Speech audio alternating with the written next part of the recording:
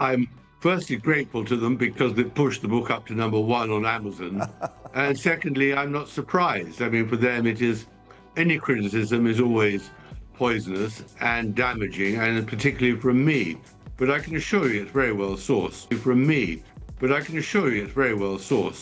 from the person who heard it from the Queen's mouth. And it's true. I mean, that's the point. It is actually, unfortunately, true at the time. Meghan Markle is clearly under pressure right now because the one situation she reportedly wanted to avoid has officially happened. Tom Bower's new book, Betrayal, has shot straight to #1 on Amazon, and it's quickly turning into one of the most talked about releases on the platform at this moment. This outcome doesn't seem to be what Meghan was expecting at all, and reports suggest she is extremely frustrated with how everything has played out. Now people everywhere are asking the same thing. What happens next? How does she respond now that a book she publicly pushed back against is gaining massive global attention? Meghan had already tried to challenge the credibility of the book early on, even before its full release. He's not going to turn up. Apparently the hotel, they've barely even finished the swimming pool, so it's a complete sort of building site. So they're basically going there probably in the pay of the people who developed the wellness centre to bring some publicity to the wellness centre so they can do some business. I bet you that's what it is. Also alleged in the book that a supposedly conciliatory tea time meeting between Harry and his brother Prince William culminated in Meghan snapping at William and saying, "Get your finger out of my face." It says, you say, and I've long thought this, that William harboured doubts about Meghan long before the engagement. When the first excerpt surfaced online, she reportedly dismissed it, calling it unreliable and filled with questionable claims. She continued to stand by that position as more details started circulating. But here's where things took an unexpected turn. Tom Bower has made it very clear that his work is based on long-term research, multiple sources, and years of investigation. That directly clashes with the narrative that the book lacks credibility, and it's something that has caught a lot of public attention. One of the biggest moments came when Meghan didn't just question the book itself, but also went after the author personally. A statement was released describing the project as a conspiracy-driven work, which only added more intensity to the situation. And here's the twist. Her strong reaction may have actually amplified the spotlight on the book instead of slowing it down. The more the situation escalated, he has made a career out of constructing ever more elaborate theories about people he does not know and has never met. Those interested in facts will look elsewhere. Those seeking deranged conspiracy and melodrama know exactly where to find him. The more people became curious, and that curiosity helped push Betrayal all the way to the top of Amazon's charts. This time, Tom Bower didn't stay silent at all. Instead of backing down, he stepped forward with confidence and kept his tone calm, almost amused during interviews. While criticism was coming in, he didn't react with frustration. Instead, he leaned into it. Bower openly shared that he actually welcomed the pushback coming from Meghan Markle's side. In his view, controversy sparks curiosity, and curiosity drives attention. What was meant to slow the book down ended up giving it even more exposure. He explained that when well-known figures speak out against his work, it often makes people even more interested. Readers start asking questions. Do you think they'll lose their titles when William and Kate become king and queen? I think it's in balance now. It depends how they behave. If she exploits the royal title in Australia and starts monetizing the way that Sarah Ferguson did, I think that's the end for her. I mean, the real problem, Jeremy, is that both Fergie and Meghan have got one absolute dynamite asset in their pockets, and that's a book. And they can write whatever they like and get away with it. And the more sensational and the more dishonest, the better. And that is a great problem for the royal family. Wanting to see for themselves what the discussion is about. According to Bower, that kind of reaction becomes one of the most powerful promotional boosts an author can get. And the results came fast. Within just 2 days of release, Betrayal climbed straight to the #1 spot on Amazon. That kind of momentum only added more fuel to the growing conversation around the book. Bower even suggested that the more public pushback comes from Meghan and Harry, the stronger the book performs. From his perspective, every denial increases attention. He even joked that the ongoing reactions are helping the book stay visible and talked about. What was meant to control the situation seems to have had the opposite effect. Between newspaper features, media discussions, and nonstop online conversations, Betrayal quickly became impossible to ignore. The book moved up the rankings so fast that it became one of the first titles people noticed when browsing the platform. Bauer compared this reaction to past moments where public disputes and strong They're scared of Tom Bauer. They're scared of what he's going to report because they know it's true. They know there's truth to it. If it's just deranged and crazy and fixation and whatever, then just ignore it. The truth will bear out. Generally, people will ignore what they seem as or deem as sort of on a crazy end of the spectrum. But that's not what Tom Bauer is doing. Tom Bauer is being a journalist here and reporting the facts. And the facts terrify Meghan Markle especially. She can't deal with them. She has to live in her delusional fantasy, and she hates anybody who tries to break it. Responses ended up boosting interest in his previous work as well. His overall point was simple. Strong reactions often lead to more visibility. And in this case, that visibility appears to be working in the book's favor. At the same time, Bauer also shared his broader view on Meghan and Harry's current path. He suggested that after stepping away from royal duties, they aim to build financial independence through major media deals and partnerships. They secured high-profile agreements with platforms like Netflix and Spotify, projects that were expected to create long-term influence. However, some critics argue that those ventures didn't fully reach the level of impact many had anticipated. Several of those projects reportedly ended earlier than expected, which has led to ongoing questions about long-term direction and consistency. On top of that, ongoing legal matters connected to security arrangements have continued to add pressure. Without royal support, the cost of maintaining protection is said to be extremely high, requiring significant personal funding. According to Bauer's perspective, these combined factors may be creating increasing challenges behind the scenes. He suggests that the outcome looks very different from what was originally expected. The initial vision seemed to focus on maintaining global recognition while building financial independence, but sustaining that level of visibility without the structure that once supported it has proven to be a complex task. I'm firstly grateful to them because they pushed the book up to #1 on Amazon. Totally, utterly, is #1 on Amazon. Yes, well, of course. But the problem with the Sussex is they want to control their own narrative.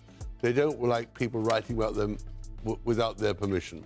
Bauer believes this shift is pushing them into a constant effort to stay relevant, as both public attention and long-term opportunities continue to evolve. This time, Tom Bauer didn't hold back at all.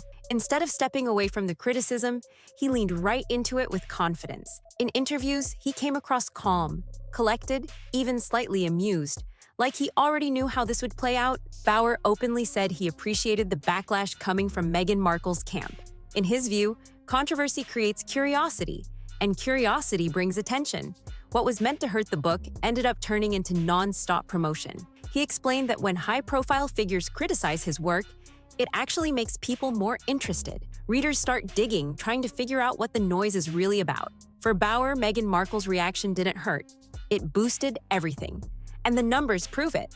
Within just 2 days, Betrayal shot straight to #1 on Amazon. That kind of rise doesn't happen quietly. It grabs attention fast. Bauer even suggested that the more pushback comes from Meghan and Harry, the stronger the book performs. According to him, every denial just adds more fuel to public curiosity. He even joked that the ongoing outrage is keeping momentum alive. What was meant to manage the situation ended up doing the opposite. Between media coverage, serialized excerpts, and nonstop online discussion, the book became impossible to ignore. It climbed the rankings so quickly that it became one of the first titles people saw when opening Amazon. Bauer compared this moment to past situations where public backlash only increased visibility for his previous work. His message stayed simple. Strong reactions bring strong attention, but the conversation didn't stop at the book. Bauer also shared his perspective on Meghan and Harry's current direction. That all the hopes they had 5 years ago are now begun to unravel. And I think they're facing debt, they're facing desperation, and then now what is fascinating about this, of course, because they are global celebrities and because of the effect they have on the royal family and on Britain, that what is the story of the last 5 years? And that I tell, whether it's in Colombia or Nigeria, the writing of Spare, the making of the Netflix series, all this is inside stuff about two very, very interesting people who are products of their age. After stepping away from royal duties, according to him, the goal was clear: build financial independence through major media deals. They signed big agreements with Netflix and Spotify, aiming to create long-term influence and steady success. However, some critics argue those projects didn't fully meet expectations. Several ended earlier than planned, which raised questions about long-term stability and consistency. At the same time, ongoing legal matters tied to security arrangements continue to add pressure. Without royal support, those costs are said to be extremely high, requiring significant personal funding each year. Bauer believes these combined challenges may be creating growing strain behind the scenes. He suggests the current situation looks very different from what was originally expected. The initial vision appeared to be maintaining global recognition while gaining full independence, but keeping that level of visibility without the structure that once supported it has proven difficult. He argues that this shift may be pushing them into a constant effort to stay relevant as attention changes over time. Then the discussion moves into even more personal territory.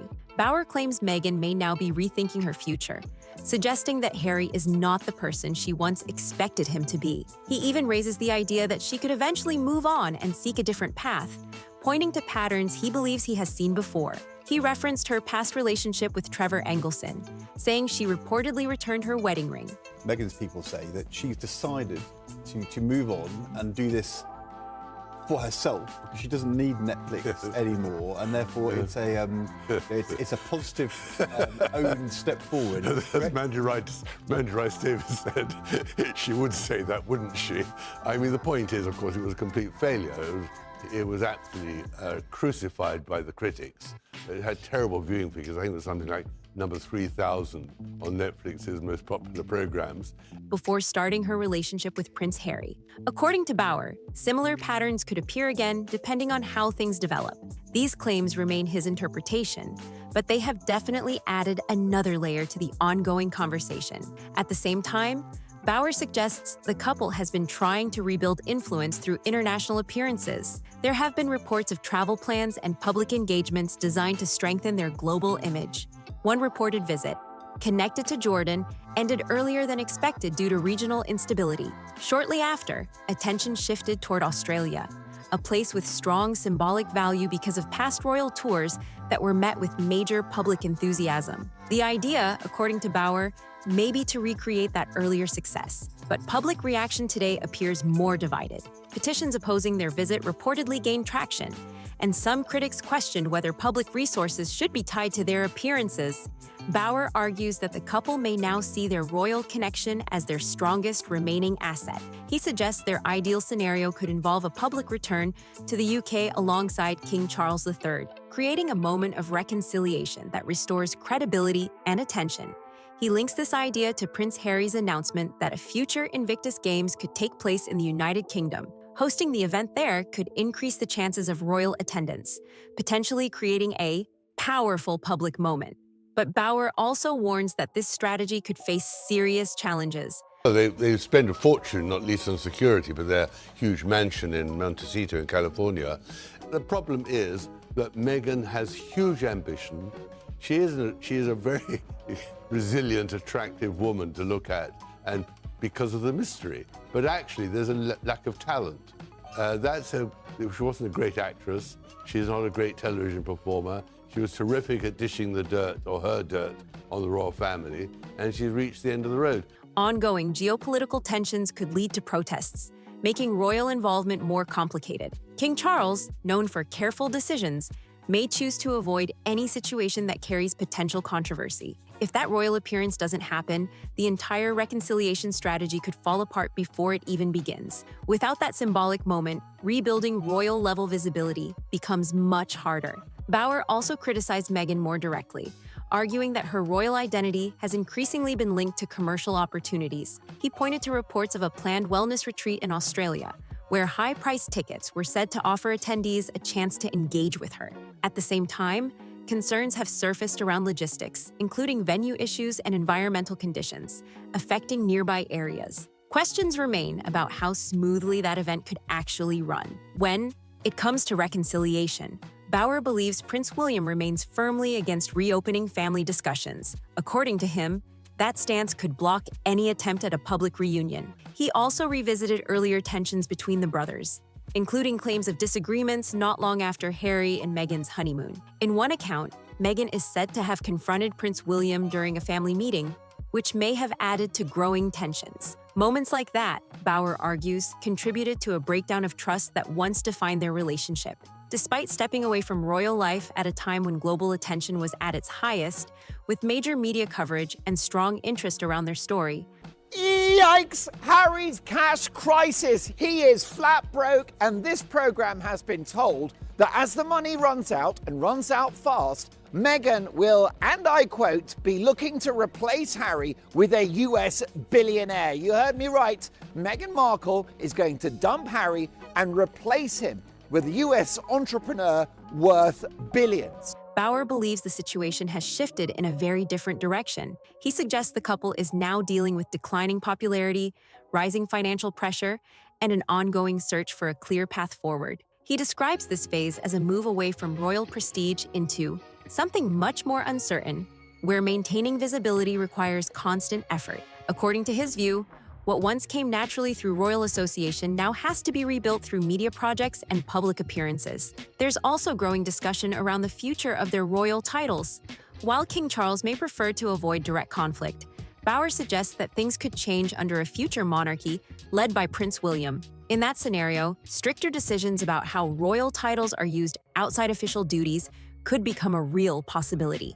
At the same time, Bauer points out something else that stands out to him. Despite being the focus of constant public criticism, Meghan has managed to keep her emotions tightly controlled in public appearances. On the surface, she appears composed and steady, but behind the scenes, he believes there could be real pressure building. According to his interpretation, there may be concerns and uncertainty that aren't visible to the public eye. He views the reported Australia trip as more than just another appearance. In his opinion, it could be a strategic move aimed at reshaping public perception and rebuilding momentum.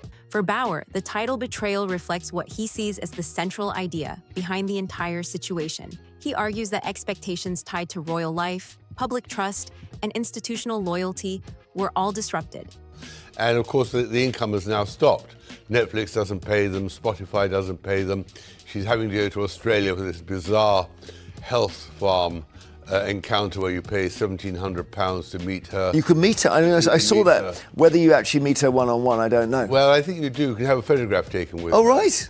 They say that most of the people applying for the tickets are journalists. And that those decisions are now leading to long-term consequences that continue to unfold. At the same time, Bauer makes one thing very clear.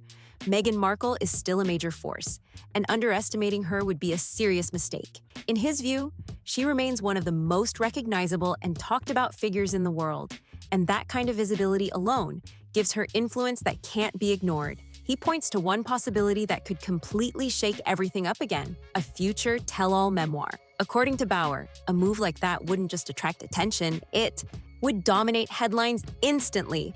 A personal book coming directly from Meghan would carry a completely different weight because it would present her own perspective in her own voice. And that's where the tension builds. Bauer suggests that if she decides to share her side in detail, it could reopen conversations that people thought were already settled. It could challenge existing narratives and pull the spotlight right back onto her in a massive way. At the same time, there's a strong sense of irony hanging over everything. The effort to push back against betrayal didn't reduce its reach. It amplified it. The more attention the situation received, the more curiosity it created, and that curiosity drove even more people to take a closer look.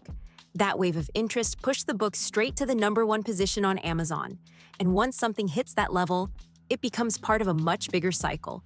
More visibility leads to more attention, and more attention keeps the momentum going. Bauer has made it clear that reactions like this can sometimes have the opposite effect of what was intended. Public criticism doesn't always slow things down. It can actually turn into fuel. But I will tell you that lots of Australian viewers of the Mark Dolan show don't want to see Harry and Meghan. The reason why it went down well in 2018, Paul, is because the Australian public didn't know Meghan Markle very well. Well, they know her now. And what do they know her to be? A gold-digging grifter. Or, as Harry did hope, on their return to Britain in July at the Invictus rehearsals in Birmingham in England. That, in my view, is now looking rather undoubted. And in this situation, that effect seems impossible to ignore. But what comes next is where things really get unpredictable. If Meghan decides to respond with a project of her own, the entire conversation could shift overnight. Instead of one narrative dominating the space, there could be multiple perspectives competing for attention at the same time. That kind of situation would keep the public locked in. People would start comparing details, analyzing timelines, and trying to figure out where the full picture really sits. It wouldn't just be about one book anymore. It would become a much bigger and more complex story. And let's be honest, this isn't just about books. This is about influence, image, and long-term positioning. Every reaction, every statement, every decision plays a role in shaping how everything is perceived. Right now, the spotlight is firmly on Betrayal. But that spotlight is never permanent. It can shift quickly depending on what happens next. And all it takes is one major move to redirect global attention. If Meghan steps forward with her own version of events, especially in a detailed format like a memoir, the balance could change immediately. That kind of response wouldn't just add to the conversation, it could completely redefine it. At the same time, there's also the question of timing. When is the right moment to respond? Acting too quickly can sometimes keep a story alive, while waiting too long can allow a narrative to settle in people's minds. These decisions are not simple. They require careful strategy because once something is released publicly, there's no taking it back. Oh, I think he desperately does want to come back. I think that's what the whole Invictus Games in Birmingham was all about and is all about.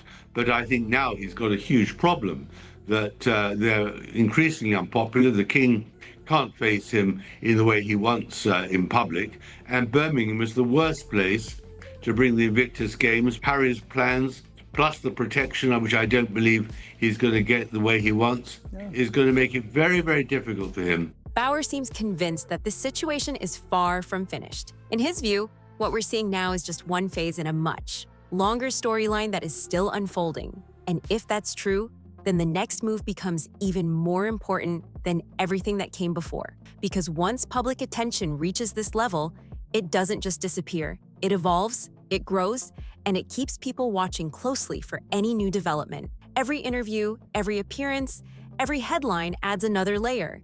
And when momentum builds like this, it creates a cycle that's hard to slow down. At the center of it all is one simple but powerful question. Did calling the book a conspiracy help control the situation, or did it actually make things bigger? That question is now driving the entire conversation. Some people believe pushing back was necessary to defend reputation and challenge the narrative. From that perspective, staying silent might have been seen as acceptance. Others believe the reaction only increased curiosity and gave the book even more attention than it might have received on its own. And then there's a third view, that this outcome may have been inevitable no matter what. With this level of public interest, any strong claim or response was always going to attract attention. No matter which side people fall on, one thing is clear. The situation has reached a level where it can't be ignored. The book is sitting at number one. The conversation is happening across platforms, and people are actively trying to figure out what's really going on behind the headlines. And the longer this continues, the more pressure builds for a response, a shift, or a new development, because silence creates its... And what is really annoying is that we shouldn't have to in any way admire what they're doing in Dusseldorf, because they have wrecked with all their lies. The lies on Oprah Winfrey, the lies in Spare, the lies that Harry said in his interviews about his father and his brother. She's gone to Australia to sell herself at a health congress for £1,700 a time. So it is a story of decline and of desperate attempts to pose as a royal couple. Own kind of tension. When people are waiting for the next move, that anticipation keeps the story alive just as much as any statement would. At the same time, stepping forward with a response carries its own risks. It can reset the cycle, bring fresh attention, and open the door to even more scrutiny. That's why this moment feels so critical.